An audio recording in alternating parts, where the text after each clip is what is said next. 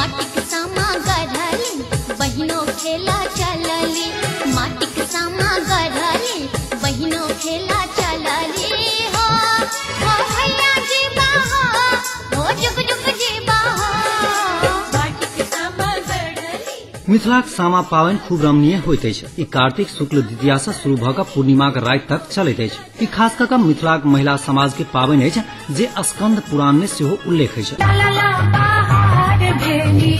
बहनों से बड़की बहनों, बहनों से छोटकी बहनों, बड़का भैया मेल डाला सीन, सुन गे राम सजनी और सुन गे राम सजनी।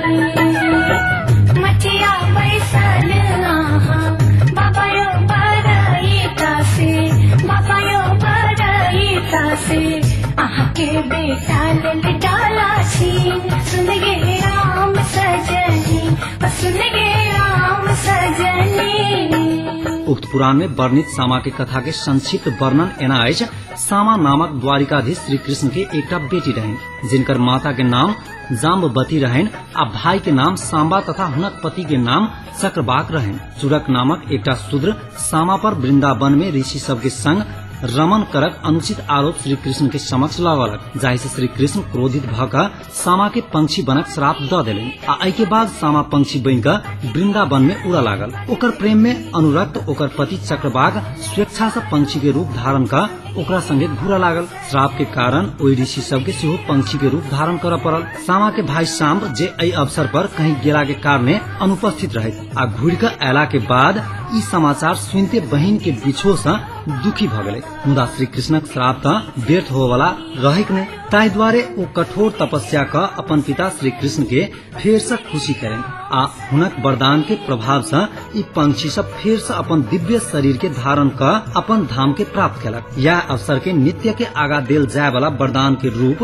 वचन के अनुसार स्वजन के अल्प आयु होबक आशंका आ ओकर आयु के वृद्धि के कामना से मिथिला में महिला सब के द्वारा एहि सामा के पूजा के प्रचार भेल, जे अखन तक चलि रहल अछि। सामा खेलब गे बहिना भैया के अंगना, सामा खेलब गे बहिना भैया के अंगना, भैया के अंगना गे बाबा के अंगना, भैया के अंगना गे बाबा के अंगना। सामा खेलब गे बहिना भैया के अंगना, सामा खेलब गे बहिना भैया के अंगना, सामा खेलब गे बहिना। सामा पावनि खास कऽ अपन भाई तथा पति के दीर्घायु होबक कामना से मनाओल जाइत अछि। एहि अवसर पर मिथिला के प्रायः प्रत्येक नारी आदम्य उत्साह के साथ महिला तथा पुरुष प्रभेदक पंछी सभक माटि के मूर्ति सब अपन हाथ से तैयार करैत छथि, जे सामा चकेबा के नाम से जानल जाइत अछि। ई सामा कृष्णक बेटी सामा तथा चकेबा ओकर पति चक्रबाक के उद्धृत करैत अछि। चक्रबाक के अपभ्रंश चकेबा बनि गेल अछि। एहि अवसर पर एकटा पंक्ति में बैसल 7टा पंक्षी के मूर्ति सेहो बनाओल जाइत अछि, जे सतभैया कहैत अछि। ई सप्त ऋषि के बोधक अछि। एहि के अतिरिक्त नया रारी के खर से वृंदावन तथा लंबा सन से मोच से युक्त चुगला के प्रतीक बनाओल गेल प्रतिमा, जे वृंदावन आ चुगला कहैत अछि। चिगला लगन बिता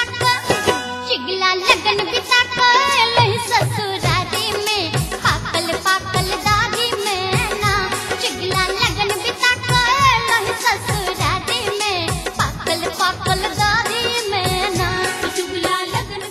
सबसे अंत में दू विपरीत तरफ दूटा पंक्षी के मूर्ति एक ही स्थान पर बैसल बनाओल जाइत अछि, जे बाटू बहिनो कहैत अछि। ई सामा आ ओकर भाई के प्रतीक मानल जाइत अछि। ओ भैया जीवा हो जुग जुग जिया हो, सामा केला चलली भौजी संग सहेली, सामा केला चलली भौजी संग सहेली हो। ओ भैया जीवा हो जुग जुग जिया हो, सामा केला चलली भौजी संग सहेली। एहि के बाहेक सामा चकेबा के भोजन सामग्री राखऽ लेल ऊपर एकटा ढकना के संगे माटि के एकटा छोट बर्तन बनाओल जाइत अछि, जकरा सामाक पौती कहल जाइत अछि, जकरा महिला सब अपने हाथ से अनेक रंग द्वारा निम्न रंग में रंगैत छथि। एहि अवसर में महिला सब 10 दिन में सब मूर्ति के तैयार कऽ कऽ बांसक कमची से निर्मित एक प्रकार के डलिया, जकरा चंगेरा कहल जाइत अछि, ओहिमे सजा कऽ पंक्षी सभक दाना भोजन नया धानक शीश ओकर भोजन के रूप में राखि दैत छथि। एहि के बाद एकादशी से जखन चंद्रमा प्रकाश युक्त भ जाइत अछि तत्संगेरा में माथ पर राख क जोतल खेत में वा दरवाजा बहरान पर प्रत्येक रात अपन सखी सहेली के संग चंगेरा के नीचा में राख क समाया अनुकूल सामा गीत तथा अनेक प्रकारक हास्य विनोदपूर्ण क्रियाकलाप द्वारा सामा के अर्चना करैत छथि।